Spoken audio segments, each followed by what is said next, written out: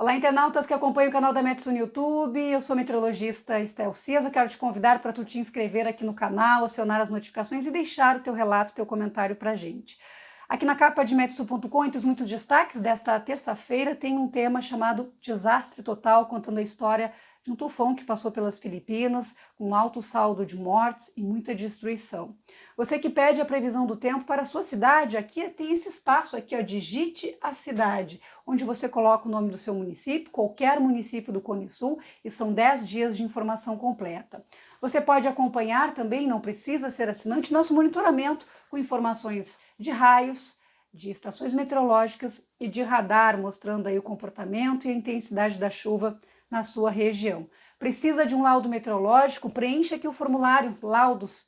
e a Metsu vai entrar em contato com você, a gente pode te ajudar.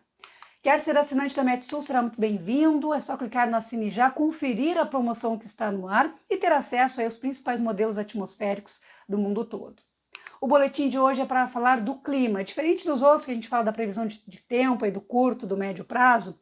vamos falar do verão, que começa oficialmente às 12 horas e 59 minutos desta terça-feira, dia 21 de dezembro. O verão astronômico, porque o verão climático, ou seja, na prática já é verão, e o trimestre que marca realmente o verão na prática, o que a gente chama de verão climático, é janeiro, fevereiro e março. Mas o fenômeno astronômico, solstício de verão, que dá origem à estação mais quente do ano, aqui no hemisfério sul, vai começar exatamente às 12 horas e 59 minutos. A primeira informação que a gente precisa falar quando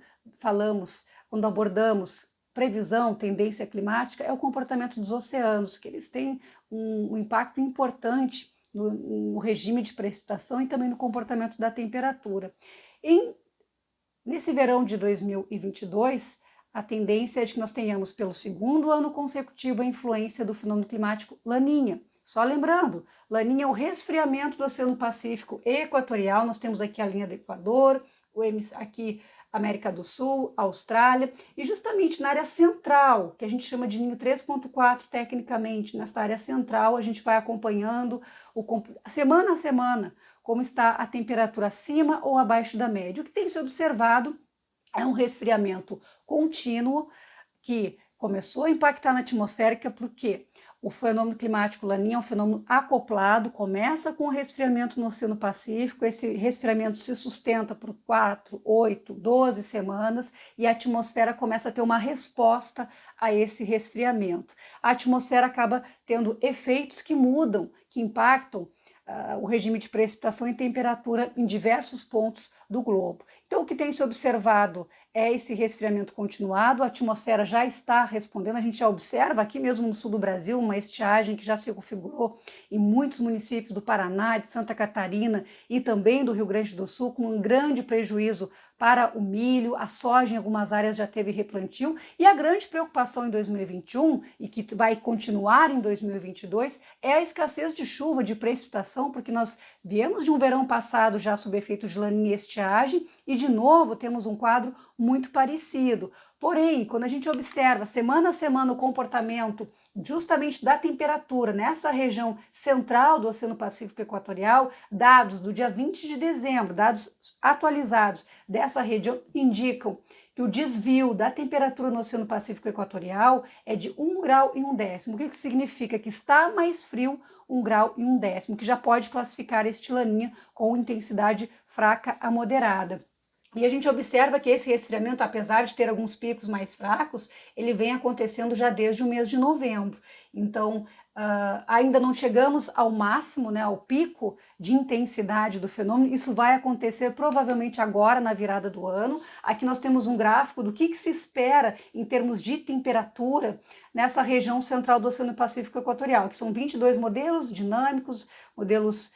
atmosféricos, que trazem justamente a projeção só da temperatura nessa região. E nessa projeção, o que a gente observa nesse gráfico aqui, na média do que se prevê desses 22 modelos? Que esse resfriamento se sustenta ao redor dessa intensidade, pelo menos até o trimestre de dezembro, janeiro e fevereiro, e depois começa a ter uma tendência de enfraquecimento, voltando para a neutralidade, que seria aqui de menos 0,5 até a linha de zero, depois até o mais 0,5. Então, essa região aqui é a região de neutralidade, de menos 0,5 a mais 0,5, essa é a região de neutralidade, e a gente vê uma tendência de retorno a essa neutralidade, já que no trimestre de janeiro, fevereiro e março, e especialmente no outono, entre fevereiro, março e abril. Então,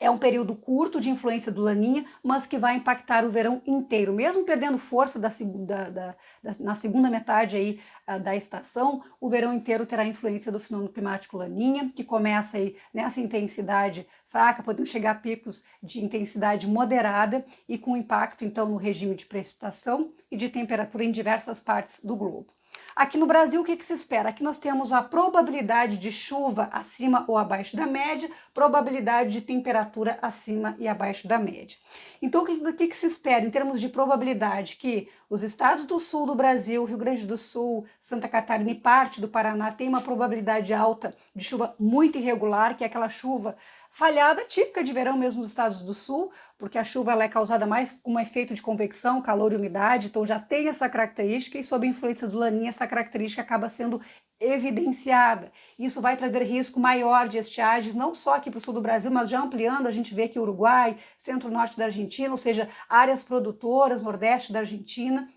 com essa probabilidade, e na mesma forma que tem probabilidade de chuva abaixo da média, de períodos de estiagem, até mesmo severas em alguns pontos, especialmente do interior do continente, no Rio Grande do Sul, mais até na metade sul, há também uma probabilidade de temperatura acima da média nessas regiões, até porque os dias são longos e com ausência de chuva e muitas vezes ausência de nuvens, com a continuidade deste quadro, é normal ocorrerem ondas de calor em que a temperatura vai se aproximar e em alguns dias ficar ao redor dos 40 graus. Quando a gente sobe um pouco mais, a gente vê que não há uma correlação tão grande aqui nos estados do centro-oeste e sudeste, mas a avaliação da equipe da Metsul é que possa ocorrer excessos de precipitação em parte do centro-oeste, sudeste do Brasil, especialmente entre Minas Gerais, Espírito Santo e Rio de Janeiro, Mato Grosso, parte norte de Goiás,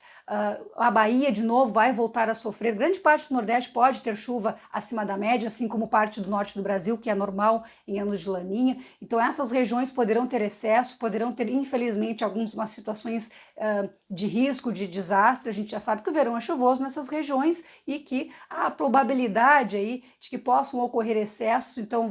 o verão vai nos exigir mais cuidado nessas áreas de encostas, nas áreas do entorno dos rios, áreas urbanas com risco de alagamentos, mas por outro lado há uma preocupação com os reservatórios, porque é o segundo verão consecutivo sob efeito de laninha e com esses excessos de chuva que trazem prejuízos, que trazem situação de desastre, que trazem risco à população, por outros reservatórios podem se beneficiar aí com esses períodos de excesso de chuva, com essa chuva mais abundante, com exceção, é claro, dos estados do sul, especialmente metade sul e oeste do Paraná, Santa Catarina e Rio Grande do Sul, onde a chuva será irregular e em algumas regiões, de fato, irá se configurar um cenário favorável à estiagem e com prejuízo, especialmente no setor agrícola, mas que vai impactar também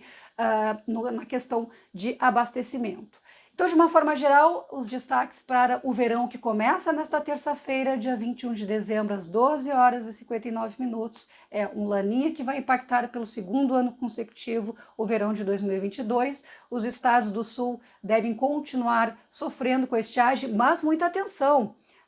Ter um quadro favorável à estiagem não exclui o risco de fortes temporais, de chuva localmente até excessiva. Tivemos aí na semana passada aqui no Rio Grande do Sul algumas áreas com excesso de chuva, então de forma local isso acontece, com calor de 40 graus, tempo severo, risco de vendavais, de temporais com granizo, com raios e também com potencial destrutivo, isso pode acontecer, mas de forma muito isolada e que não traz benefício aí para enchimento de rios e principalmente para o setor agrícola. Então a gente convida você a continuar acompanhando os avisos, alertas, todos os conteúdos que a Metsul disponibiliza para você em metsul.com e aqui no canal, que a gente vai trazendo todo o detalhamento do